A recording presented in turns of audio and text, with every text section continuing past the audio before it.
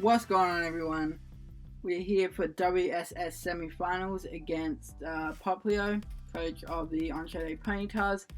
And yeah, we faced him in the regular season. We won, but yeah, he has a really scary team.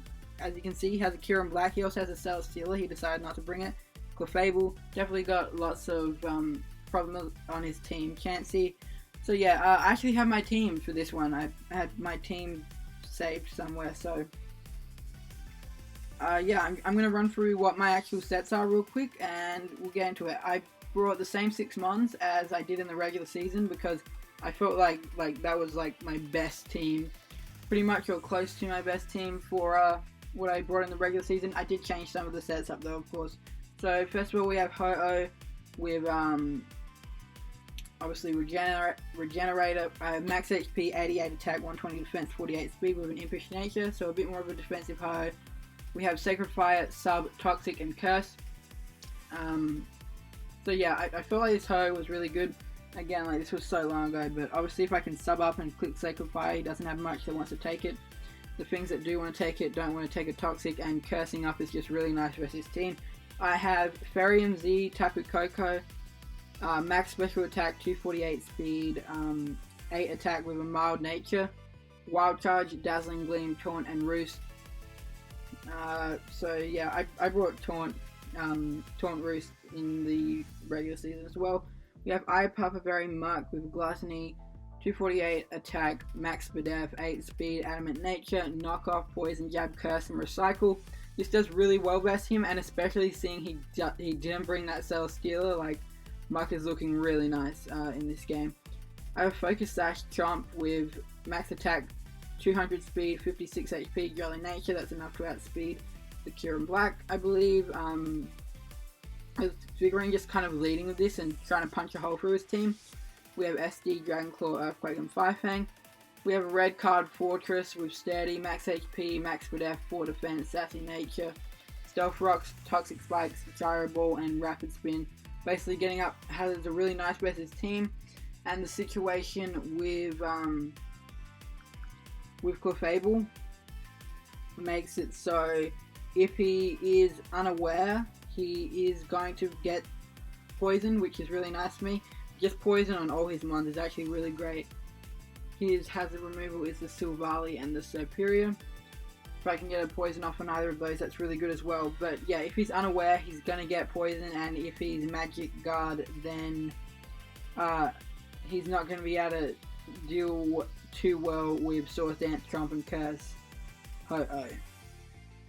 And then finally, we have a Spooky Plate Mismagius. I think this is the exact same set I brought in the regular season. Max Special Attack, 176 speed, 80 into HP, Timid Nature, Taunt, Nasty Plot, Shadow Ball, and Energy Ball. That thing goes in versus team. So yeah, that's going to be my team. Definitely, like, the only thing I was a bit surprised that he didn't bring was the Cell Stealer, because that makes things really nice for my Muck. However, I do understand it when I have a Koko and a Ho-Oh. So yeah, let's just jump right into this game. Okay, so like I said, I'm going to leave with my Sash Chomp, try and punch a hole through his team straight away. Go for the Dragon Claw, and this reveals to be defensive Superior. So yeah, I probably should have expected a more defensive Superior. I thought like Scarf or something like that would definitely be scary best for my team, but also Glare is just as scary. So that did nothing, obviously, and he gets a Glare off on me. He goes for another Glare, expecting my switch. I'm just trying to get this thing low, because if I can get it low enough to be in, I believe, this Magius range or something. I wanted it down low for something. Actually, no, it was the Koko, because Koko goes in versus him as well. I think it was the Koko. Yeah, like, I want to get it as low as possible. So now I'm going to switch into my Koko. If he glares, it doesn't matter, but he does reveal the Synthesis, which is unfortunate, so we're going to have to chip that thing down later. I just go for a Dazzling Gleam. He goes into his Chansey. I do have the Taunt for this, obviously, and it can't really do anything when I taunt it besides Seismic Toss, and I can just click Wild Charge, as he does in fact go for the Seismic Toss. I can just Roost now though, and he's going to go into his Arcanine. I make the switch out into my Garchomp. Now that this thing's paralyzed, it's kind of a lot less useful to me. And yeah, I get parried here. Switch out into Muck as he goes for a Wish. And I can just go for a knockoff here. Getting rid of an item on anything is great. This does reveal to be Z-move, which is great to know. I suspected it might be Z-move. And like I said, now that my Garchomp is paralyzed, it kind of lost a lot of its value. So I'm not scared to switch in on Kyurem, even if he predicts and goes for an Ice Beam. I go into my Fortress here. We obviously have the red card. Swap that Clefable out. This gives me a chance to actually set up my Toxic Spikes, which is really nice. I can go back into my Muck. He does have the Defog. This thing has Synthesis,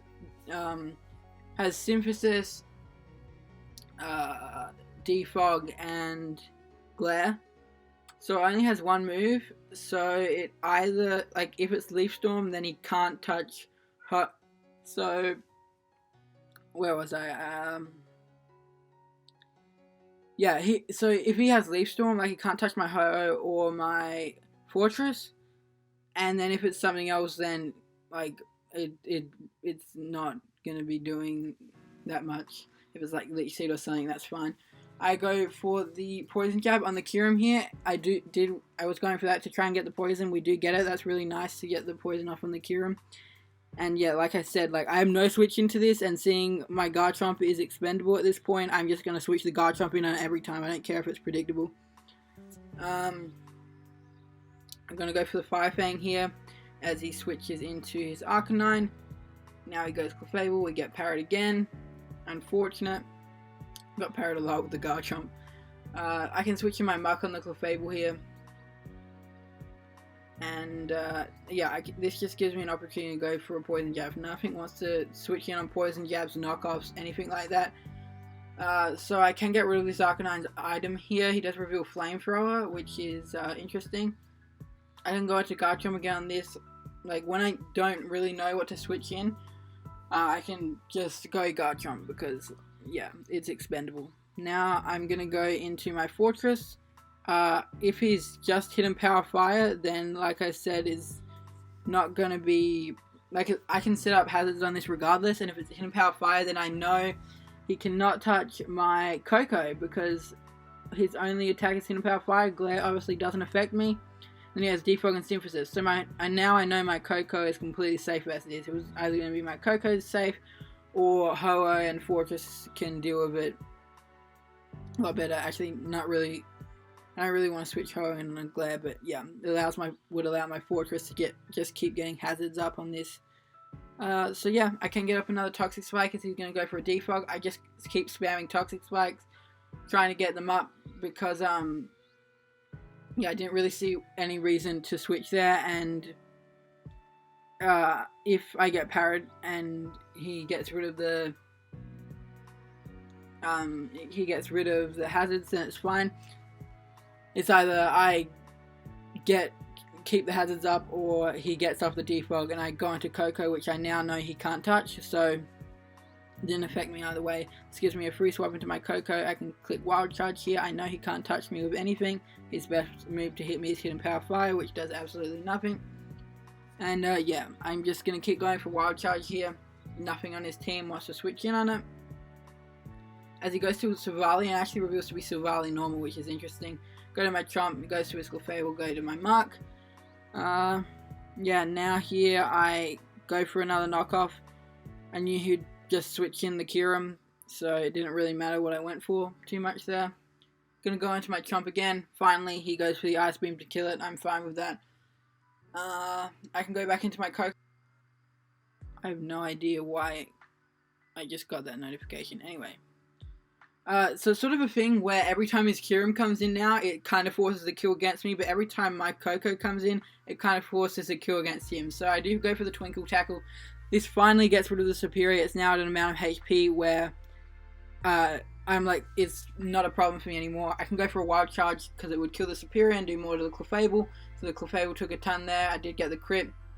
Now I can go into my Muck, get my Papa Berry. And here's where I can... Oh no, I don't start going for Curse yet.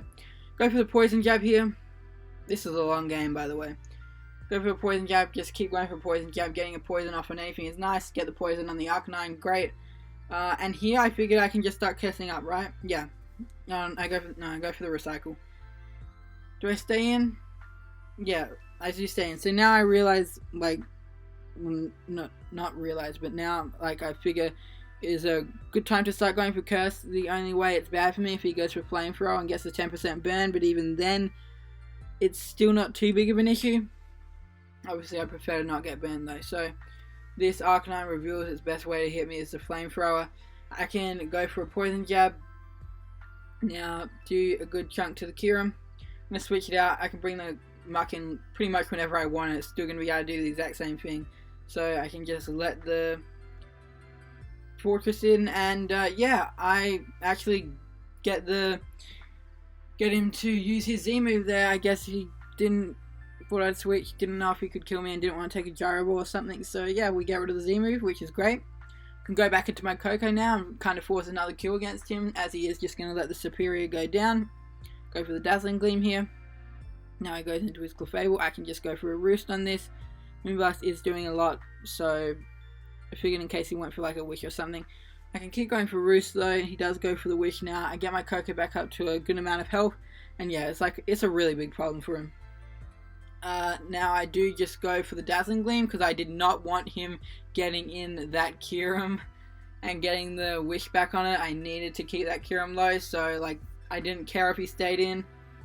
I kind of just had to go for the Dazzling Gleam there, and yeah, he just went Kyurem and we kill that. Go for a Dazzling Gleam on this, it did nothing. He does reveal to have the Frustration, that did a lot. But now I can go for a Wild Charge here as he goes into his Clefable. I believe Wild Charge was killing the Silvally from that point. And I can Roost as he goes for Moonblast. And I gotta figure out how to turn these notifications off. Go into my Muck now, and at this point, like, Muck just wins the game, so yeah, like, he has no way of stopping the Muck now. I can go for Curses. Hyper Fast, what's this? Okay, I just turn this on to Hyper Fast Speed. So yeah, as you can see here, like I said, the best thing you can do is get a Flamethrower burn. I can keep going for Curse, and yeah, that's pretty much going to be the game. Kill the Arcanine, kill the Silvally, kill the Chansey, and finally kill the Clefable. So GG to Popplio. Definitely a great game. We always have great games. Like, he's definitely a really solid player, so yeah, we do get the win this time, and that means we are moving on to the finals, where we're going to be taking on Moro, coach of the Monterey Gyarados. So, thank you all so much for watching. I'll see you next time. Peace.